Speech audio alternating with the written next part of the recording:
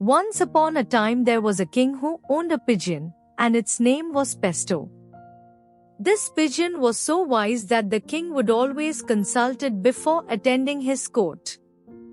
Pesto was also very good at predicting the weather and days of good fortune, and the king and his ministers, whenever they wanted to go out hunting or on a long journey, would consult the wise pigeon before choosing a day on which to start out. One afternoon when Pesto was sitting in the court, a flock of pigeons flew past the open door and settled noisily on some apple trees that grew in the gardens. The king was most surprised when Pesto turned to him and said, "Those are my people, perched on the apple trees. They have come to ask me to visit the country where I was born and bred.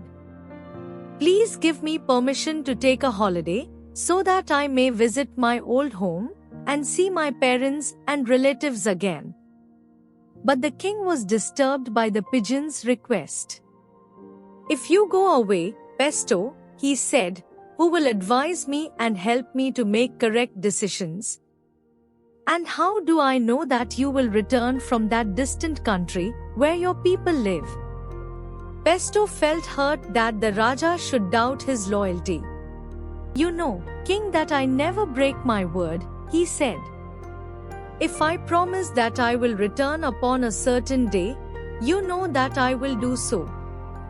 Moreover, upon my return I will bring you a truly wonderful fruit, which has the rare quality of giving immortality to those who eat it." The Raja's curiosity was aroused by the pigeon's description of this unusual fruit, and, although he was reluctant to part with Pesto, even for a short time, he agreed to let him go for a week. Pesto flew off with a shrill scream of delight, and joined the flock of pigeons in the apple trees. For a few minutes there was a great chattering in the trees, and then, at a given signal, they all rose into the air and flew off in a westerly direction, in the track of the setting sun.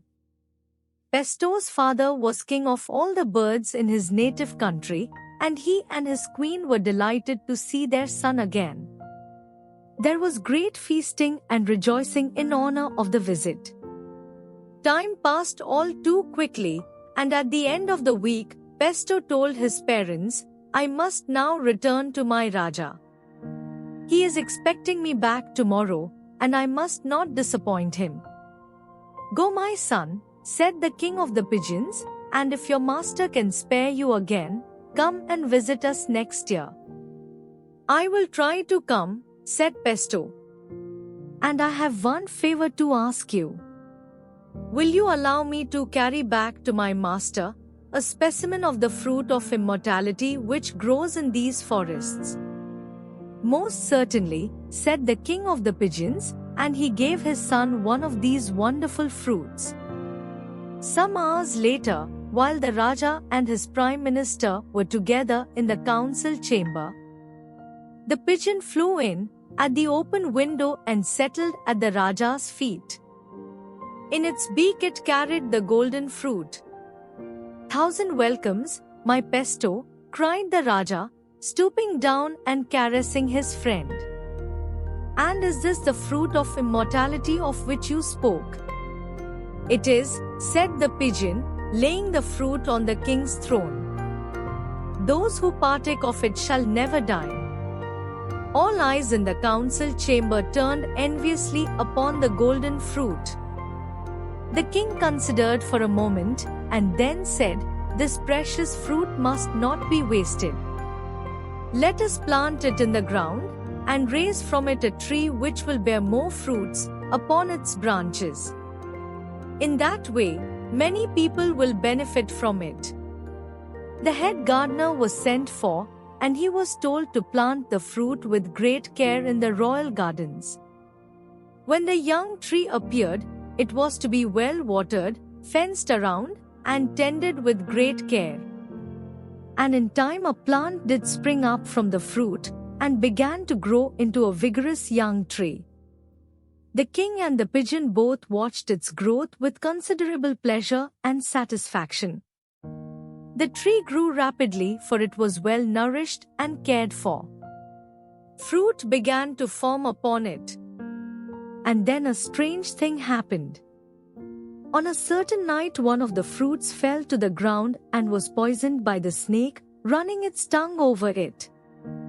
In the morning, the head gardener, not knowing what had happened, chanced to pass by, and seeing one of the precious fruits lying on the ground, picked it up, put it into a basket, and took it straight to the king. The king summoned Pesto and the prime minister, and said, "Behold, here is the first fruit of our tree of immortality. Do not eat it, your highness," said the prime minister. "The first fruit should be dedicated to the gods." The king was pleased with this advice, and sent soldiers to inform the priests that he would attend the principal temple on the morrow. The king divided the fruit amongst the priests, assigning 2 pieces to each god. These portions, of course, the priests took for their own use, and no sooner had they eaten of them, than they fell into a profound sleep, from which they never awoke. The king was thunderstruck and immediately consulted his prime minister. "Their deaths must have been caused by the fruit of immortality," said the prime minister. "It appears to me that Pesto has done us a great evil by introducing this poisonous fruit into our country. It seems that he intended to kill you and your family in this way." The king was inclined to believe his prime minister, and summoning Pesto, he asked the pigeon, "For whom did you bring back this fruit of immortality?" "For you, O king," answered Pesto without any hesitation. Then the king said bitterly, "I have protected you all these years, and placed you in position of honor and trust, and you have repaid me back, by ingratitude and most sinister plots, against my life and the lives of my family and people."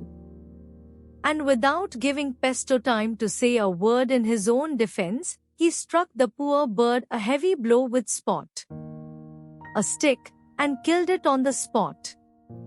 Then the king gave instructions to the head gardener to place a thorny fence around the trees, and ordered that no one was to visit the spot. Now there happened to be a Dhobe washerman connected with the palace, whose married son lived with him. Unfortunately, the Dhobe's wife and the son's wife could not agree, and were frequently quarreling with each other. This brought much grief to the Dhobe and his wife. So much so that, one day, they decided that they could stand it no longer, and would put an end to their lives. Whilst discussing the matter, it occurred to the Dhobe that some of the poisoned fruit from the king's tree would serve their purpose, and at night, he stole into the gardens, pushed aside the thorny fence, and taking one of the fruits, returned home. Then he and his wife both ate of the fruit, and lay down as they thought to die. But the result was very different to what they expected, for no sooner had they devoured the fruit, than they suddenly shuffled off many weary years and became quite young again. The Dhobe sprang to his feet, exclaiming, "Isn't this wonderful? I feel almost like a boy again." And his wife gave a skip and a jump, and screamed, "I'm a girl, I'm a girl. I can dance and sing again." It did not take long for the strange news to spread through the bazaars, and soon all the gossips were talking of the Dhobe and his wife, who had eaten of the fruit in the king's garden, and become quite youthful again. Needless to say, they no longer wished to die. In time the news reached the palace, and the king was amazed, and very troubled in mind, when he heard the story. He instantly made enquiries of the gardener, and then learnt for the first time, that the fruit the priests had eaten was not plucked from the tree, but picked off the ground. "That unlucky fruit must have been poisoned by a snake," cried the king in distress. "And I sacrificed my faithful Pesto, due to my own suspicious thoughts and lack of faith. My poor pigeon, my best friend. I will rather see you again and beg your forgiveness than live for 1,000 years. The heartbroken king was never seen to smile again. The first lesson he taught his children was that the rulers of states should not lightly order a subject's execution, lest it prove an act of injustice and bring lifelong sorrow in its wake. Thank you for watching and please subscribe.